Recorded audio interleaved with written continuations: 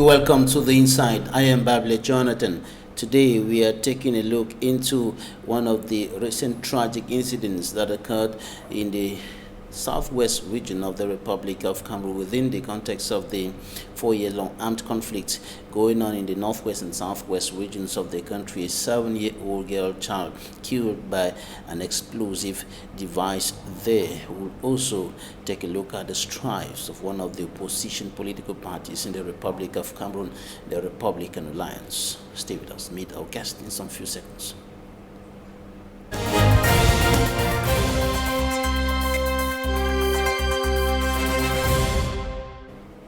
Our guest today is MABOULA. He's a politician, president of the Republican Alliance political party, former mayor of Yabasi in the Nkam Division, Littoral region of the Republic of Cameroon. You're welcome to the program. Thank you, Mr. MABOULA.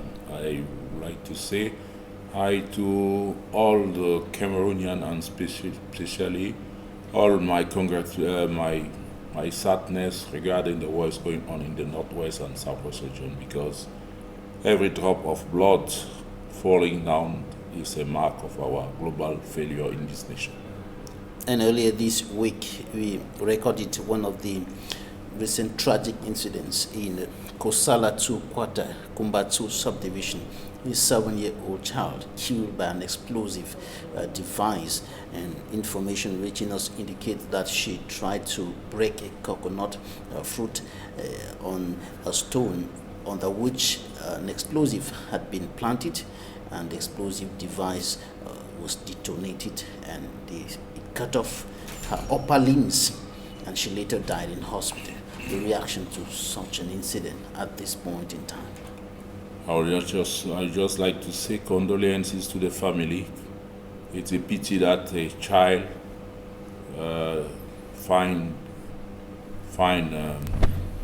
herself wounded by an explosive while she was just trying to feed herself with a coconut. I would say to all the leaders of our nation that it's time for us to face the truth. The truth is that we have globally failed in management of this nation. It's a failure for our governance, it's a failure to the leaders, it's a failure to the Amazonian leaders also, because after 4 years of war, we should stop and say it's time for us to face the truth, that is, try to implement justice and equal chances in all our regions. Now, what can I say? I think there is a map road for dropping down the guns. I would like to say to all those leaders, the armed group leaders also, to face the truth is that nobody will win this war. Nobody will win, nor the army, nor the civilian armed groups and so on. We need to realize that all this war going on is about terrorizing the population, terrorizing the civilians and so on, is killing innocent people, because that girl that girl trying to feed herself with a coconut, she just died like that. Is a great loss for our nation. I think we need now to find a white flag and drop down the guns, because I think we can solve this crisis without rising up guns anymore. And another question that is coming out of this incident is concerning the fact that the area, just like many parts of the 2 English-speaking regions of the country, is heavily militarized. There is a military presence there, and of course the head of state and other authorities have been saying that these soldiers are there to protect the population, to protect the territorial integrity and independence of Cameroon. But in the midst of this protection, such an incident still happens. An explosive is still planted, and a child is killed by that. Yes, you know, the military president does not avoid us having such explosion, because we are facing armed and terrorist group, that is, they are putting explosive everywhere just to terrorize the population, because they know that this is not evident for us to win the war.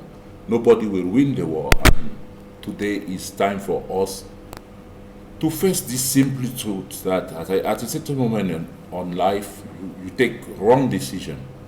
Those guys having guns, actually, they took yesterday a wrong decision, that is trying to have independence with weapons. And actually, we can realize that our diplomacy has won the ideological war. That is, no country is ready to support the secession of Cameroon. No country. They were counting on Americans, they were counting on England, they were counting on France and so on in the United Nations, but actually diplomatically, Cameroon government has won the war because all the nations on earth are asking to the Amazonian to find out a peaceful solution on this crisis. I think we will not support that anymore. When the women are crying in a family, the entire family is sad. But when a father is crying, everyone can go and play football, because mother is the heart of the family. I think actually in the northwest and the southwest, all the mothers are crying. And when mothers are crying, as Africans, we need to listen to their cries. We need to listen and wipe their tears. I think those who call actually Amazonian, they are Cameroonian, they are children of Northwest and Southwest. They should listen to the cry of those women. They should listen to the cry of those children. I tell themselves that if they are really fighting for those people are not the one to die. They should do their effort to save lives at that area. And the only way for us to save those lives is that we realize that we should drop down the gun. Because leadership is a coin of two faces. One face is leading to success and glory, one face leading to failure and shame. And earlier you indicated that all of this is happening because the government of this country, those governing the country, have failed globally in the management of public affairs. As far as this case is concerned, the security of the population, where is the failure on the part of the government, the state, which has the primary responsibility to take care, to secure the population? You know, it's their responsibility. Securizing all those populations is the responsibility of the government. But, you know, at the same time, they should enable those population to go on in their activities. While doing your activities, you can go anywhere you want, but you cannot imagine that the Amazonians or the armed groups have trapped everywhere with explosives and so on. So it's very hard and very difficult for us to securize every Cameroonian and everywhere. We need to discuss. We need to discuss. I say it again, we need to discuss. We need to face the truth. We need to put all diplomatic tools to have the final resolution of this crisis, that is trying to bring all those guys on the same table and discuss with them, because at the beginning we were all divided regarding what decision to be taken at the beginning of this crisis. That is, I have failed in my responsibility. You, Jonathan Babila, you have also failed in your responsibility. The leaders of Amazonia have failed on their responsibility. The global society has failed. But when a society has failed, it is at the bottom of the downfall of that society. They should try to rise up as one nation, build up another nation, and grow up as one family and a brotherhood society, so that everyone can trust and hope in that nation. Because today we can realize the Anglophone crisis is a crisis of bearing, of delivering another Cameroon, a new and equal chances Cameroon. Anglophone crisis has put on the table the global failure of our nation. Failure in management of resources, failure in giving opportunities to all citizens in the nation, failure in building up a great nation. Now, I think we should sit and think the foundation of the new Cameroon we try to build, a Cameroon that will be comfortable, suitable, brilliant for all citizens. We need to bring that Cameroon down. We have all the human resources available. The only thing to be done now is taking the right way, the right decision, so that all Cameroonians can trust and hope a better future in this Cameroon, and all the diaspora can come back and realize that we have taken new decisions, new leaders, new individuals at the affairs, at Cameroonian governance and so on. Right. And I think it's not too late for us, but it's time for us to rise up as a nation, united and indivisible. Right. As far as I'm concerned, I've been doing my job as a journalist from Monday to Sunday, but from what you're speaking, we can deduce that it's kind of a global failure. It's a national failure as far as the protection of civilians and, of course, the well-being of the nation and our people are concerned. Now, the people who have been entrusted the responsibility to take over the management, to spearhead the management, and to ensure that the people are well protected, the people are in security, say that they have been doing this excellently. Recently, the head of state said the military, the soldiers are doing their work very well. They are doing their work excellently. Authorities have been saying this, but these incidents continue occurring. We'll take a look at what the newspapers have reported this week. Immaculate Fogwe takes us to the newsstands, and we'll be right back in a moment.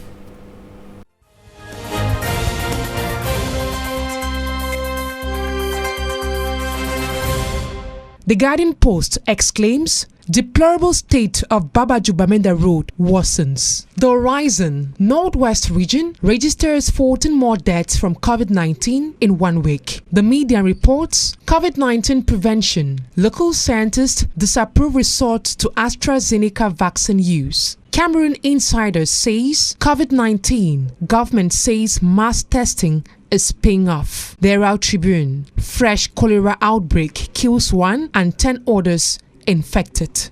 Lifetime.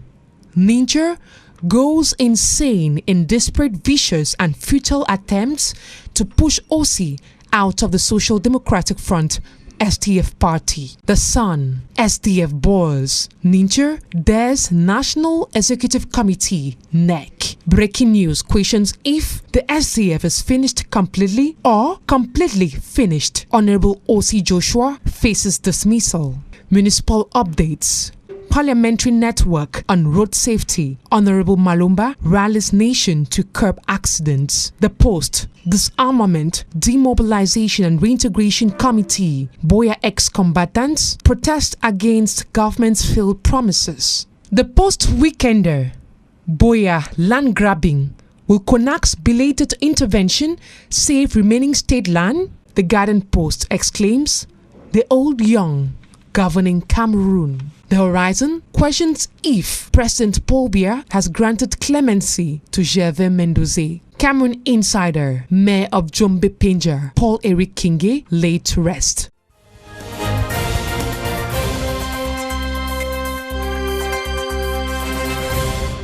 Thanks, Immaculate Fogwe, for the press review. We are still with our guest, MABOULA, Boya, politician, president of Republican Alliance Political Party, former mayor of Iyabasi.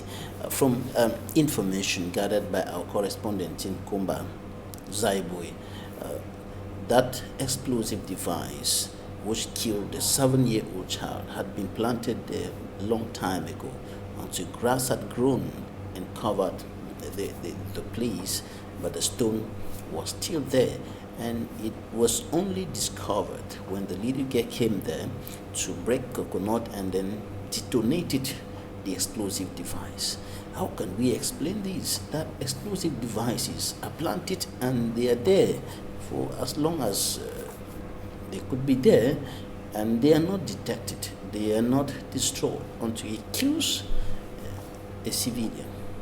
It's very difficult to find out explosive in the grass land like the Northwest and Southwest.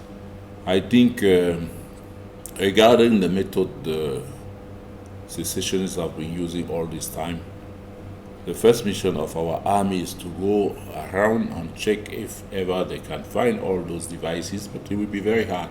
If we just take lessons from other regions like Iraq or Lebanon and so on, we realize that all these devices, explosive devices, has never all been discovered. That's why you can have in many areas of the world some people having half hand, half foot, because after the war they have not picked up all those devices remain on the floor. And it's a pity that those secessionists are using this type of explosive, because even after the war, I do believe there will be such explosion. That's the reason why I'm telling myself, if we have something to say today, is that this war is a war of ego. Ego, because nobody wants to accept that it is time for us to discuss. Nobody wants to accept that we have failed. Nobody wants to accept that we have taken wrong decision. Nobody wants to accept that every day people are dying. Every day people are going out of the Northwest and Southwest region. And what I would like to say to all the leaders handling this situation is that ego is the anesthetic that lightens the burden of stupidity. We need to discuss now. The army should find out a way with the government, such as our diplomacy, handle entirely this situation. Because if I can base my reasoning on a voice message I heard between Padi Asanga and a terrorist, a secessionist, Amber Boys on the field, the guy was saying he's lost. He don't know where to go because he was handling 5 guns with him. He was also with some friends. He has no issue. Where should he go actually? Because he want to come back in a normal life. He want to go out from the bush. He want to come back in the civilized society and start a new life. He was really lost, the guy. The government has put in place the Disarmament, Demobilization and Reintegration Center, and the head of state and other authorities have been calling on them to drop the guns and come to that center and be received and be trained for a while and then reintegrated into the normal life trend. But regardless of that, these are things that are happening every day, almost every now and then in the 2 English-speaking regions of the country. I mean, such atrocities which have been committed there. I want us to take a listen to the extract of what a civil society leader, a historian, a researcher, Gilbert Ngimdo, told me in Talking Point in the 6 p.m. newscast on Equinoxe Television. He talks about some revelations, some atrocities that are going on in the 2 English-speaking regions of the country. In the place of interviews of the week, we bring to you this extract of Gilbert Ngimdo. Take a listen.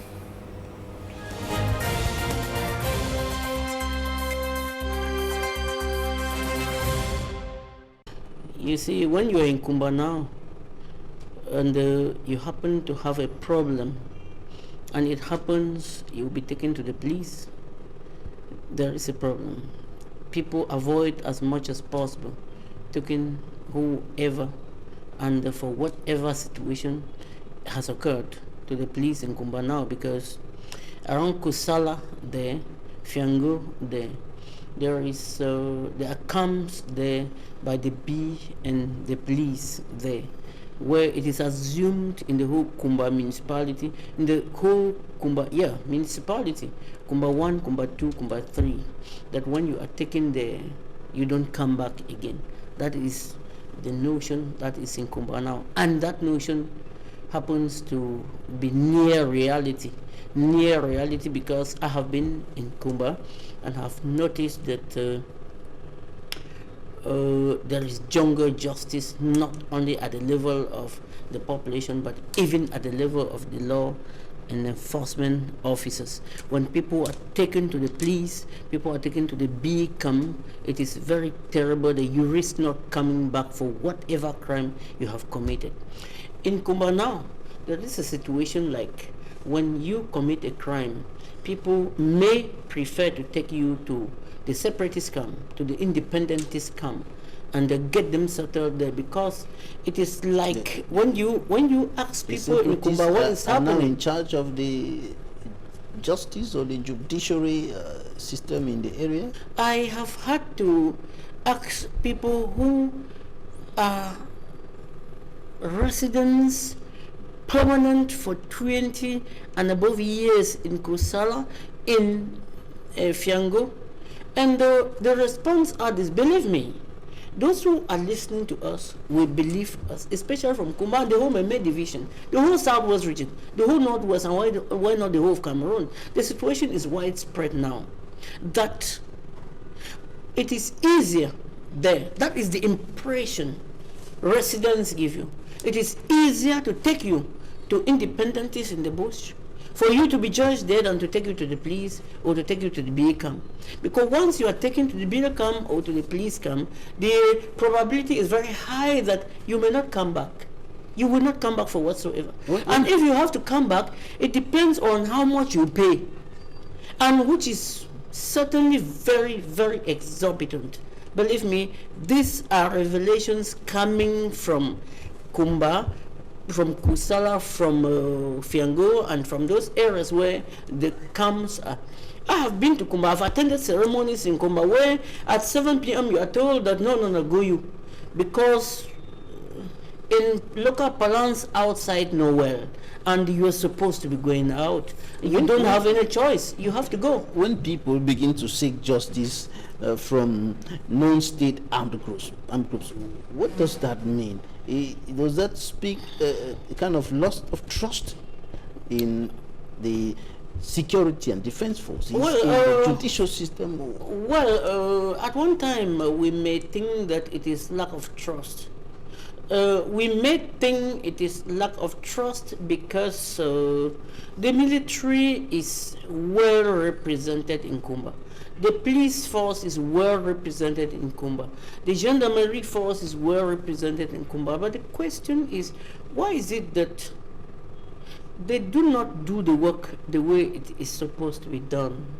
Why is it that people will take cases to the police, to the gendarmerie, as usual, as it is done everywhere in Cameroon, and people fear returning from the gendarmerie camp, people fear returning from the police camp as it has been before?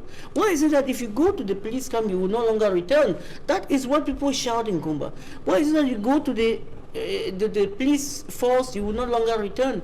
It has not been like that before. Why is it now? When you go there, you are extorted of exorbitant sums. The worst they cry of is in the B camp. When you get there, they have areas where you are emptied, like they say.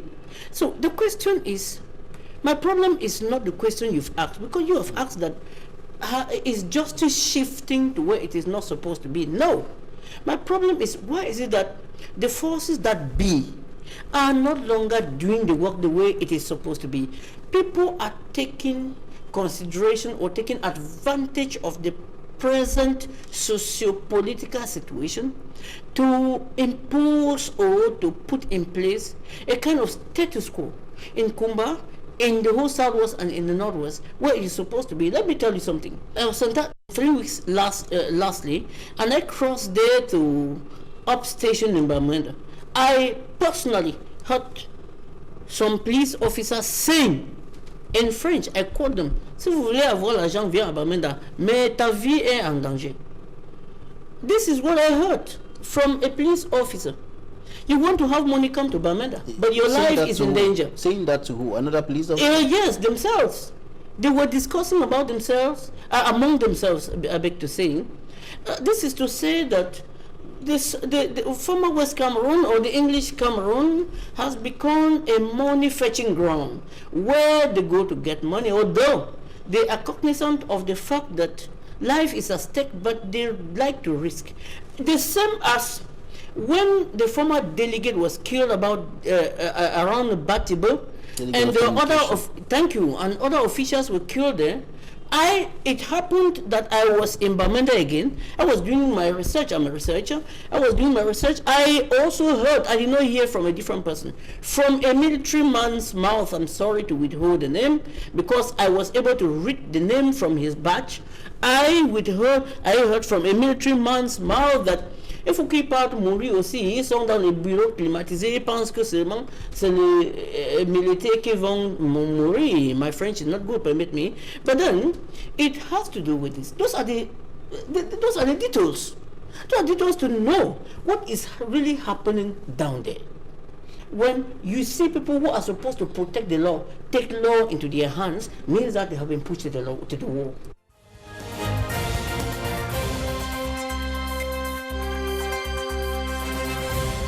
That was Gilbert Ngimdo, civil society leader, a researcher, and a historian. Jacques MABOULA, what do you have to say about such revelations? At the beginning of this war, I think it was with you I discussed at the beginning of the crisis. I told you it is easy to start a war, but nobody knows for how long the war will last. And once you have started a war, you should realize that those people interested in the war are no more those who started the war, because there are so many groups of interests when a war starts. Saying so, we should acknowledge that the Northwest and the Southwest is actually a war zone. And in a war zone, nobody can define the rules, because so many people come in that area to make money. I will just give you an example.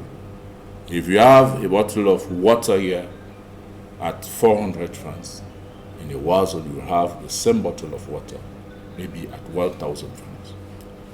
You believe the guy is selling a bottle of water at 1,000 francs will want the war to stop? No. It's the same situation we are facing actually in our nation. That is, those managing the war don't want the war to stop. They are making a lot of money. Who count the fuel they are selling on the war zone? Who count the food they are selling there? There are so many interests in. They are facing opportunity for us, for them to make fast and easy money. That's why I say, when you start a war in your area, know that you are exposing lives of your members and real relatives. And today it's deplorable that those reality has started coming up. And it's time for all those Anglophone leaders to sit as one family and trap down those guns. Because as far as the war will be going, only the civil will be dying. Maybe sometimes the army also. But what I want to say to Mr. Gimbo is that I can trust what he said, but those guys in the Northwest and Southwest, regarding the method they have been using, they are considered worldwide like terrorist group. I think Human Rights Watch said something very interesting all these days regarding the atrocities and all this savagery and so on going on in the Northwest and Southwest region. The only thing we are praying God today for this region is that we find the right word, we find the right situation to talk with those guys to calm down. For peace to return. Peace. That's the only thing you have to do, actually. What has your political party been doing about this, the Republican Alliance? You know, we have been discussing with some separatist leaders at the beginning. We're exchanging messages through social platforms, social medias and so on. And the only thing I was telling them, you did the wrong thing, you took the wrong decision, you got the devilish inspiration, because after this war, we are going to sit down as one family, one nation, and we need to stop the bloodshed, because nobody will come out as winner. It's our nation that is concerned today. It's our families that engage in those areas. I have so many internal displaced persons in Yabasi, in Douala, and so on. All these people has been psychologically destroyed by wrong decision from Anglophone leaders, from our governance and so on, because at the beginning of this crisis, with the right word, maybe the war maybe I trust them. If they find it the right word, maybe this war will not have occurred up to today. What is devilish? The struggle for the independence struggle, the struggle against the fight against discrimination, marginalization, and all those issues, or the use of arms, the killings, the destruction going on? The decision of civilians to take weapons against our army, because they don't have the right of use weapons to express themselves. I said it, non-violence speaks louder than weapon on your program. I said it many times. And many of the internally displaced persons are in Yabasi, where you were mayor for over 6 years. What did you do for the past 6 years for those people? And that should be for the past something like 2 or 3 years while you were still in office. And for the municipality in general, Yabasi is one of the agricultural pools in Cameroon, but remains under a kind of on the development yoke that is becoming too difficult to crack. The road is not the best. The municipality is having lots of underdevelopment challenges. First of all, what I did to help the international displaced persons, internally displaced persons, is helping them to be integrated in the council, having farms, having opportunity to work, and you realize that when you go to Yabasi, actually, you have a lot of Anglophones the long of the road producing cocoa, cassava, and so on, plantain. I think, and I am sure, many of them will maybe decide to stay there because they really enjoy the standard of living in Yabasi. The road is on construction. I know without full decentralization, it will be very hard and difficult for us to solve the daily problems of our citizens. I do believe also that the crisis is a situation that will enable us to clearly define a powerful decentralization to solve all these problems. The internally displaced person in Sole, in Dokama, in Ndokbele are well integrated, and I think you can acknowledge that by going to Yabasi, you realize that there is no difference between the internally displaced person and the local inhabitants, local the indigents. Yes, that's it. That is, I think, as mayor, we have succeeded in integrating all those guys, and they are living now just like friends, just like one family, just like brothers and sisters. There is no difference unless you go to you try to look how they speak, because their French is not good, but in the daily life they are just like all Cameroonians. Right. There is no difference. About the underdevelopment challenges in Yabasi. Yes, on that I will tell you something. It's a global mismanagement of our national policy of development. You cannot talk of rural area without mechanization. You cannot talk of rural areas without integrating innovation and progress in the way of working, farm, transforming. We have no roads for some areas and so on. I am grateful for the road on construction, but I say our global governance regarding helping the youth to handle the rural areas is a global failure. We don't have a roadmap regarding how to develop, how to transform our resources, our potentials and so on. We need to bring innovation. We need to bring serious fund in those areas, because agriculture, wood transformation, and many industrial processes in our nation is based on embezzlement on fund, and it's a pity because we have a lot of youth able to produce that are just going in, wasting their time without opportunity to work seriously. They want to work, they need means to work, but all the means to work are being distributed in offices in Yaoundé, in their names. It is a shame for our nation. It's very dramatic. I think we need to schedule a new program, a new software of living together, because national construction is the art of living together. And if you cannot live together as one family because there is so many gaps between the citizens, between the families, between the entire society, that is, we have failed. Management of a nation is not just saying we are on power.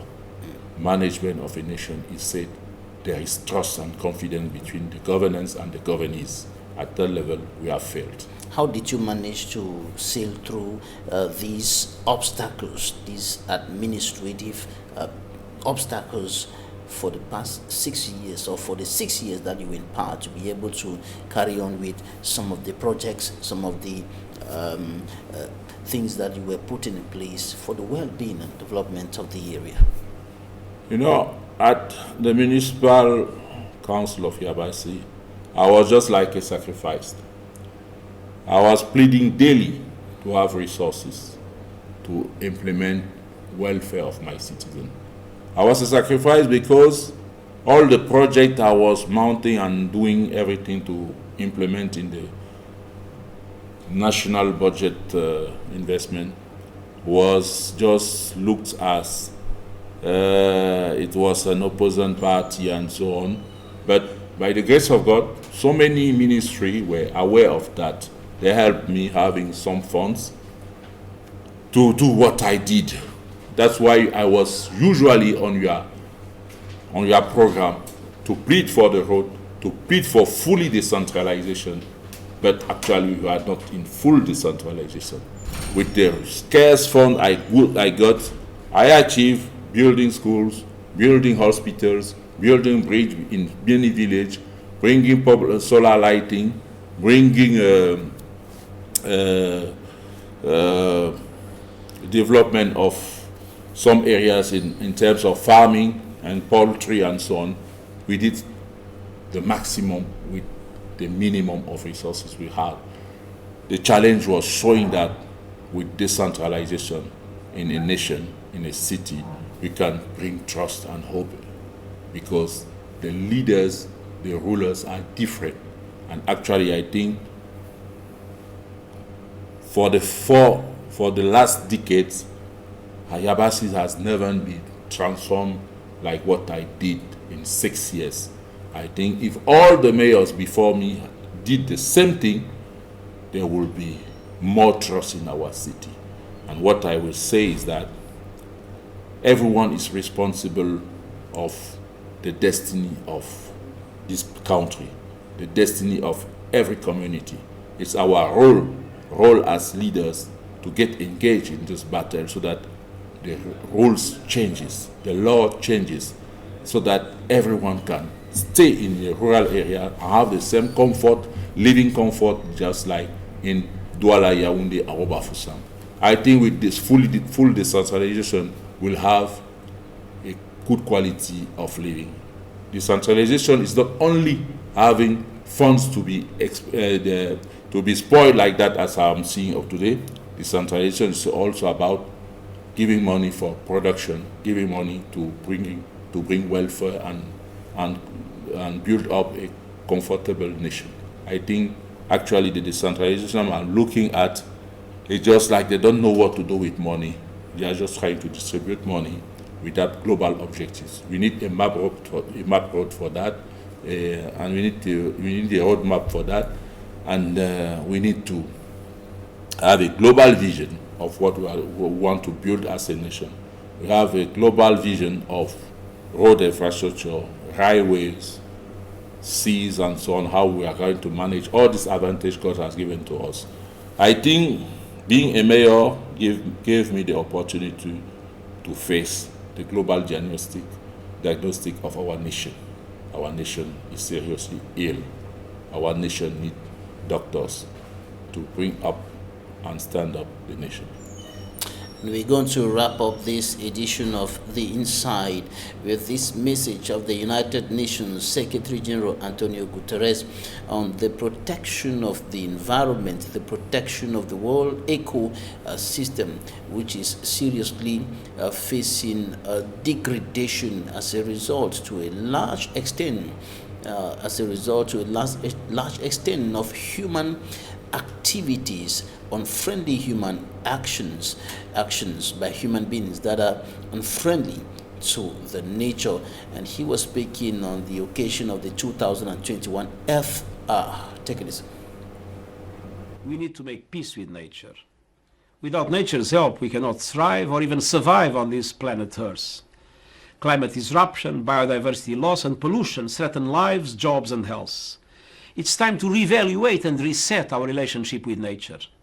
2021 is a year to change course. Solutions are available, affordable, practical, and realistic. We can provide renewable energy and sustainable food systems for all.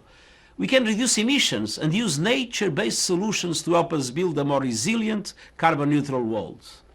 We all must do our part to safeguard our planet. Together, we can build a brighter and more prosperous future. The United Nations is proud to join in the global effort to mark Earth Hour. It is a reminder that small actions can make a big difference. So join me and people everywhere by switching off your lights for 1 hour on Saturday, March 27th at 8:30 p.m. your local time. In this make or break year, let your actions and voices send a clear message to leaders everywhere. Now is the time to be bold and ambitious. Let's show the world that we are determined to protect the one home we all share. We have to protect nature, a message of Antonio Guterres, United Nations Secretary General, on the occasion of the 2021 Earth Hour. Jacques MABOULA, politician, president of Republican Alliance Political Party, former mayor of Yabassi, Nekam Division, Littoral Region of Cameroon. Thank you for joining us today. Thank you very much. Thanks, ladies and gentlemen, for staying with us. That's it for today.